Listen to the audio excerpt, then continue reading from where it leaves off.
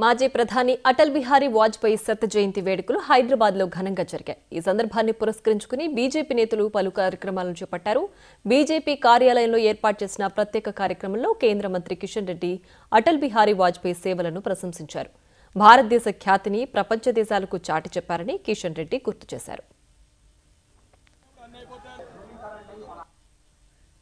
ఒక్క ఓటుతో ప్రభుత్వం పడిపోతుందని తెలిసిన తర్వాత కూడా ప్రభుత్వాన్ని వదులుకోవడానికి సిద్ధంగా ఉండే ప్రధానమంత్రి గారు, ప్రమోద్ మహాజన్ గారు లాంటి అనేక మంది ఆ రోజు ఒక్క మాట చెప్తే ప్రధానమంత్రి గారు అటల్ బిహారీ వాజ్పేయి గారు అనేక మంది ఆ రోజు పార్లమెంటులో అటల్ బిహారీ వాజ్పేయి గారికి మద్దతు ఇవ్వడానికి సిద్ధంగా ఉంది.